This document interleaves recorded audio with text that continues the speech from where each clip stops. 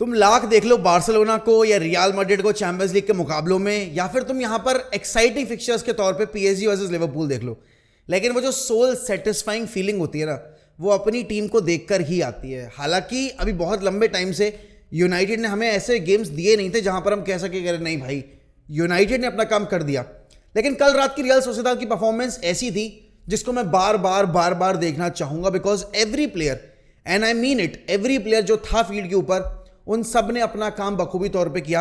हालांकि कुछ प्लेयर से उम्मीद ज्यादा थी, उन्होंने उस लेवल पे डिलीवर नहीं किया, बट अगर टीम परफॉर्मेंस की बात की जाए, it was a 10 on 10 performance. अब देखो यार, कुछ कॉल्स हमेशा आते हैं मैचेस में।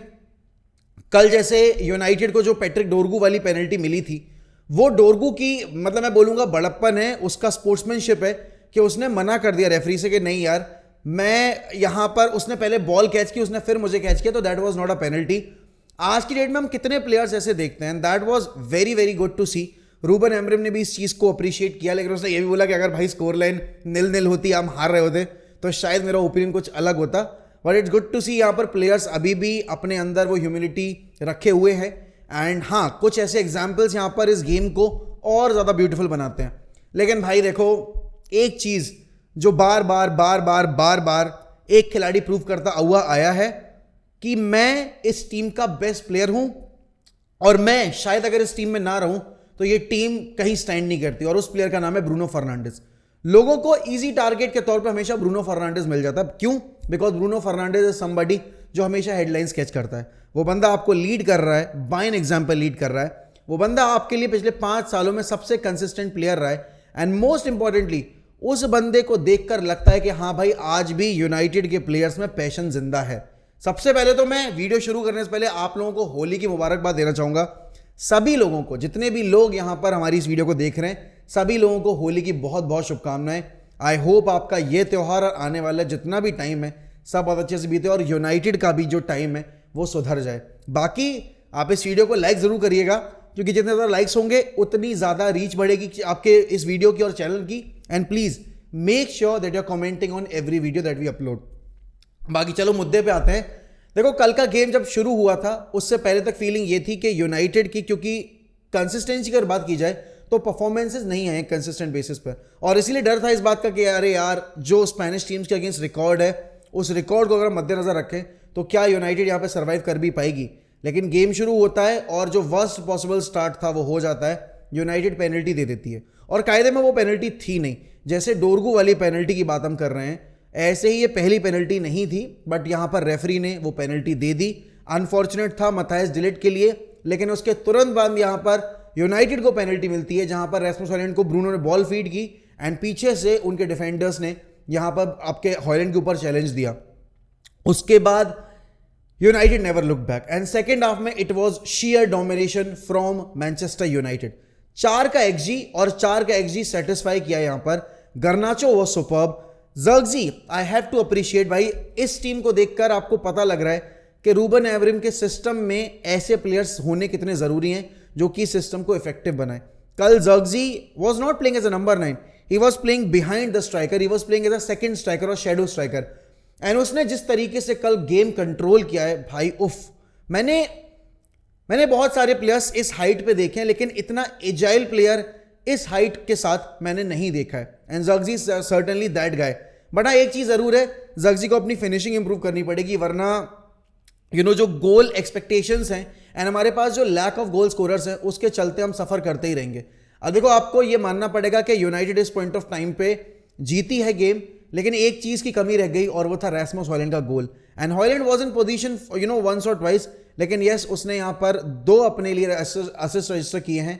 एक आपने देखा वो पेनल्टी विन की, और फिर उसने डिएगो डेलो को जो बॉल डाली है, and that was a good finish by Diego डेलो।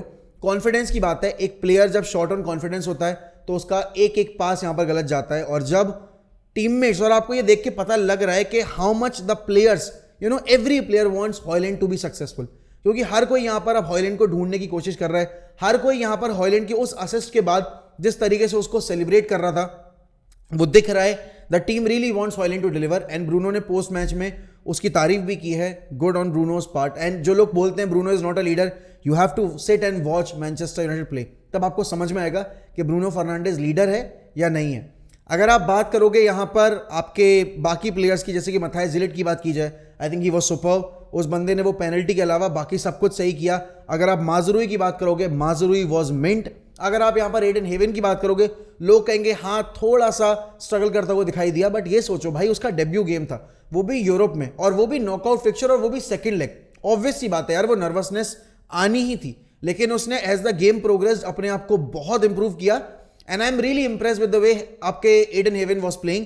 वो बंदा आखिरी में आते थे इतना ज्यादा मैं बोलूंगा कंफर्टेबल हो गया था that he was attempting bicycle kicks आखिरी के मिनटों में। और यूनाइटेड ने post that red card I feel बहुत ही ज्यादा एक्सपेक्टेशन से बाहर जाकर परफॉर्म किया, क्योंकि हमने और भी मैचेस में देखा है कि ओपोनेंट को रेड कार्ड मिला, लेकिन यूनाइटेड के प्लेयर्स ने उस अपॉर्चुनिटी पे कैपिटलाइज नहीं किया।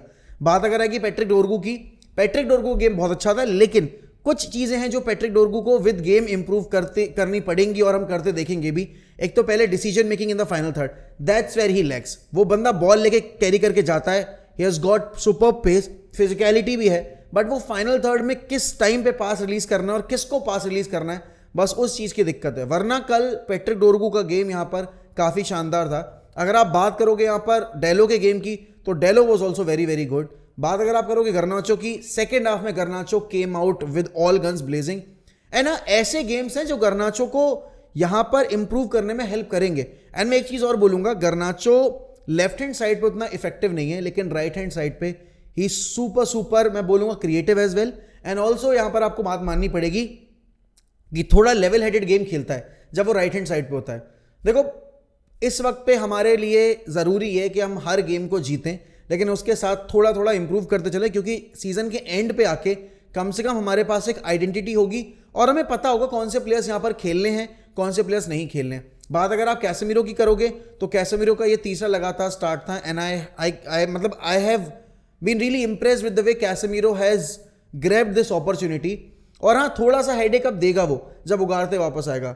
इन मंथ्स मैं बोलूंगा यहां पर कैसेमीरो की एक अच्छी परफॉर्मेंस देखने को मिली है। At some point यहाँ पर Casemiro was not even in the plans and he has fought his way back into the team and that's what I like about Casemiro। या जितने भी ये एक्सपीरियंस प्लेयर्स हैं ना, या जितने भी ये बिग क्लब एक्सपीरियंस वाले प्लेयर्स हैं, ये कभी भी गिव अप करना नहीं जानते। Casemiro is one such guy। At one point Casemiro was down and out and people were talking about him getting sold, including me, and I still want him to be sold because the chunks he is earning right now वो afford नहीं कर सकता हम उसको पे करना, और that to without Europe. तो यहां पर कल कैसेमीरो ने अपने टीम सिलेक्शन को साबित किया that why Ruben Amorim gave him a start ahead of Ugarte. और अच्छी बात यह थी कि हमें यहां पर उगारते को इंट्रोड्यूस करने की जरूरत नहीं पड़ी। टोबी कॉलर आए, उन्होंने भी अपना काम किया। तो यस, अगर आप देखोगे call it was a 10 on 10 show, क्योंकि गोल स्कोर हुए, defensively you were very good, open play से आपने कुछ क्रिएट करने नहीं दिया। उनका 1.08 का एक्सजी था, उसमें से भी 0.75 का एक्सजी तो उन्होंने पेनल्टी पे ही क्रिएट कर लिया था। तो आप समझ सकते हो कि कितना शेयर डोमिनेशन था कल मैनचेस्टर यूनाइटेड का। और सबसे अच्छी बात है, कल भाई ओल्ड ट्रैफर्ड ने जो सपोर्ट शो किया है क्लब के लिए, प्लेयर्स के लिए, दैट वाज सुपर्ब। पहले तो वो उन्होंने जो टीफो दिखाया, टीफो क्या मतलब, वो यूनाइटेड का फ्लैग था, एंड उन्होंने अपना डिस्प्लेजर भी शो किया उस फ्लैग के थ्रू कि हमारा जो ओल्ड ट्रैफर्ड की हेरिटेज है, आप उसको हमसे नहीं ले सकते। आप नया स्टेडियम बनाना चाह रहे हो, but we still want to be here, but I feel this is the need of the hour. You have to move out of Old Trafford. मतलब अगर आप कुछ बड़ा करना चाहते हो, अगर आप अपने आप को बाकी क्लब से compete करना चाहते हो, बिकॉज सोर्स ऑफ रेवेन्यू नहीं बढ़ेगा, आपका मैच डे एक्सपीरियंस भी इंप्रूव होगा, तो वो बहुत जरूरी है। अब देखो अगले लेग में आपको यहाँ पर अगले बेसिकली राउंड में आपको लियोन मिली है। Now you have qualified into the quarter finals. भाई देखो क्वार्टर फाइनल्स के 2 मैच जीतोगे तो उसके बाद आपको सिर्फ 3 मैचेस और बचेंगे। 1 स्टेप एट अ टाइम। कल के मैच को देखकर होप जगी है। अब अगला गेम आपका लेस्टर का है। होप इस चीज की जगी है कि भाई अगर ये टीम चाहे, अगर ये प्लेयर्स चाहे तो ये खेल सकते हैं अच्छा। बस बात जील की है कि क्या ये वाकई में खेलना चाहते हैं इस तरीके से। एंड ब्रूनो फर्नांडिस ने कल हैट्रिक स्कोर की है, 2 पेनल्टी स्कोर की हैं, लेकिन गोल्स हटा के अगर आप ब्रूनो के कंट्रीब्यूशन की बात करोगे, I have never seen a player जो कि टीम के लिए इतना सेक्रीफाइस कर सकता है। आपने उसको बोला लेफ्ट विंग खेल लो, वो लेफ्ट विंग खेल लिया। आपने उसको बोला राइट विंग खेल लो, वो राइट विंग खेल लिया। आपने बोला नंबर 10 खेलो, जो उसकी नेचुरल पोजीशन है, वो वहां खेला। अब आपने बोला कि यार तुम बॉक्स टू बॉक्स रोल में खेलो, वो वहां खेल लिया। एंड इस पॉइंट ऑफ टाइम पे he is playing in a pivot role. और वो वहां भी अच्छा खेल रहा है, मतलब वहां भी वो 10 बेसिक परफॉर्मेंसेस दे रहा है, 8 आउट ऑफ 10 उसकी एवरेज परफॉर्मेंसेस आ रही हैं। तो I don't get it how the hell people can actually hate Bruno Fernandes, और वो कौन से यूनाइटेड फैंस हैं जो ब्रूनो फर्नांडिस को रेट नहीं करते। मैं वापस से बोलूंगा, अगर ब्रूनो फर्नांडिस यहां पर रियल मैड्रिड या बार्सिलोना के लिए खेल रहा होता, भाई अभी ब्रूनो फर्नांडिस के तलवे चाट रहे होते। क्यों?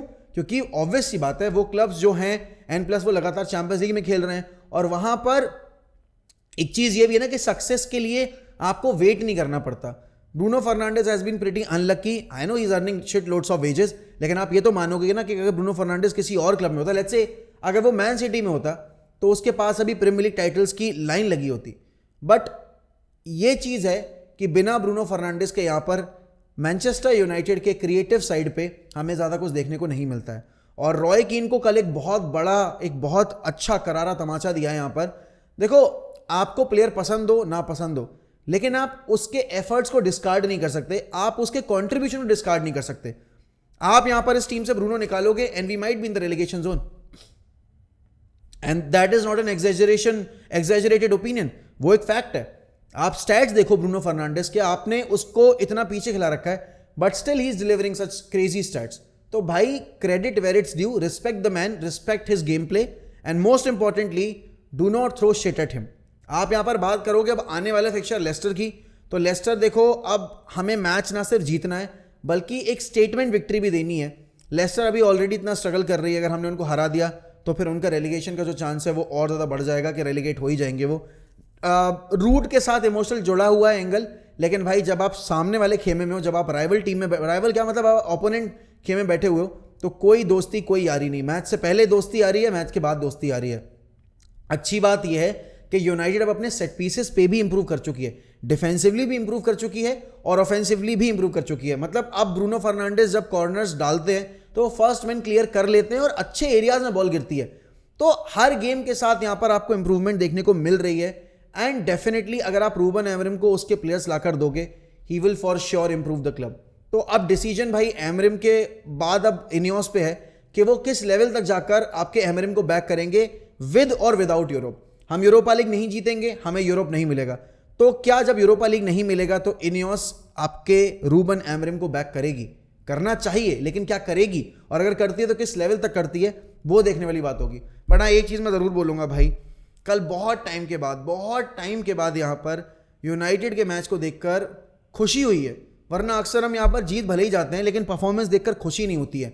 अब बस एक चीज और करनी है, जल्दी से यहां पर रैस्मस हॉयलैंड की जो एक गोल स्कोरिंग फॉर्म है उसको वापस लेकर आना है। बिकॉज आपका फॉरवर्ड अगर आपके लिए गोल स्कोर नहीं कर रहा है तो फिर आपके पास ऑलरेडी इतने कम मैच विनर्स हैं या गोल स्कोरर्स हैं, आप कैसे यहां पर आगे अगले राउंड में क्वालिफाई करने की उम्मीद लगाए बैठे हो? बिकॉज फुटबॉल एक ऐसा गेम है जहां पर आपको आउटस्कोर करना है सामने वाले ओपोनेंट को। नो मैटर उसने 4 मारने हैं, आप 5 मारोगे, नो मैटर उसने 1 भी नहीं मारा तो आपको 1 तो मारना पड़ेगा। तो भाई यहां पर यही डिसीजन लेना है अब रूबन एमरिम को, और गेम इंप्रूव करना है हॉयलैंड को। ज़र्क्ज़ी सबसे बड़ा एग्जाम्पल है, पता है, इस पूरे टीम में ज़र्क्ज़ी को 20 मिनट में सब्स्टिट्यूट किया था रूबन एमरिम ने, और वो टनल में चला गया था and he got a lots of abuses. आपके ओल्ड ट्रैफर्ड पर ही उसको बू किया गया था, and since that day Zirkzee has never looked back, and what a great performance Zirkzee has been delivering so far. अभी अगर आप पिछले 4-5 मैच की बात करोगे, वो कल के मुकाबले में तो भाई ज़र्क्ज़ी ने आतंक मचा रखा था। The way he was moving with and without the ball, oh my god, सिर्फ एक चीज की कमी थी and that was the goal. बाकी अगर आप ओनाना की परफॉर्मेंस की बात करोगे, I think Onana was also very good. कल थोड़ा कॉन्फिडेंट दिखाई दिया, he was collecting the ball, early balls release भी कर रहा था, और पासिंग भी कल ओनाना की बेटर थी, डिसीजन मेकिंग भी काफी बेटर थी। तो हाँ, अगर ये टीम चाहे तो ये टीम खेल सकती है, ऐसा ये टीम कर सकती है बहुत अच्छा। बस बात इतनी सी है कि इनके अंदर किस दिन तक यहां पर ये चीज आएगी कि हमें रेगुलरली ऐसी परफॉर्मेंसेस डिलीवर करनी है। हर मैच डे में हम एक्सपेक्टेशन यही रखते हैं कि यूनाइटेड जैसा कल खेली है वैसा खेलेगी, बट हमें वो देखने को नहीं मिलता है। बट एक चीज़ और है भाई, इन्होंने होली का त्यौहार अच्छा कर दिया, क्योंकि अगर ये कल हार जाते तो आज का होली का त्यौहार जो था, आज होली खेलने का मन नहीं होता। But yes, a very good performance. अगर प्लेयर, इंडिविजुअल प्लेयर्स की रेटिंग की बात आएगी, Onana I would give him a solid 8। देन अगर आप माजुरी की बात करोगे, I would give him a 9.5। De Ligt, even after the penalty, I would give him a solid 9. Aiden Haven a solid 8.5, and Dorgu यहाँ पर a solid 8.5. Diego Delo a solid 8.5, Casemiro a solid 8.5, Bruno Fernandes 100 out of 10, 100 out of 10 without a shadow of a doubt. उसके बाद Joshua Zirkzee, a solid 10 on 10 performance from Joshua Zirkzee. Højlund, I would give him a solid 8.5, even I can give him a 9, but हाँ वो गोल की कमी इसलिए मैं उसका 1.5 number काटूंगा. और अगर आप गर्नाचो की बात करोगे, वो सेकेंड हाफ की परफॉर्मेंस वॉज एब्सोल्युटली फेनोमिनल, तो उस परफॉर्मेंस के लिए आई would give him a solid 9. ये तो मेरी रेटिंग्स हैं, बाकी आपकी क्या रेटिंग्स हैं? Do let me know in the comments. आपके हिसाब से अब, क्योंकि यहाँ पर पिछले मैच में हमें ग्लिम्स दिखाई दिया है कि रूबन एमरिम की टीम ऐसा खेलने वाली है या ऐसा खेल सकती है, तो आपको कितनी उम्मीद है आने वाले फिक्चर्स से? क्या आपको लगता है यूनाइटेड यहाँ पर यूरोपा लीग जीत लेगी? और जीत जाती है तो कौन से प्लेयर्स यहाँ पर आते दिखाई दे रहे हैं? बिकॉज चेल्सी ने कोएंदा के ऊपर हाथ साफ कर दिया है, तो वहां पर हमने मुंह की खाली है. मैनेजमेंट ने लेट डाउन कर दिया रूबन एमरिम को. उसको जो प्लेयर चाहिए था वो अब चेल्सी जा रहा है. बट यस, कोई बात नहीं, अभी मार्केट ओपन होगा तो हमें और प्लेयर्स एक्सप्लोर करने का मौका मिलेगा. शायद हम फ्रिंगपोंग ले आए. But do let me know in the comments, आपके हिसाब से कल के मैच का best player alongside Bruno and Zirkzee कौन था? आप प्लेयर्स को क्या रेटिंग दोगे? एंड हाँ, अगर आप चैनल पे नए हैं तो please subscribe, please subscribe to the channel. And इसी के साथ मैं आपसे लूंगा अलविदा. ध्यान रखिए अपना. Bye bye, take care, happy Holi. रंगों का त्यौहार आपको बहुत मुबारक हो.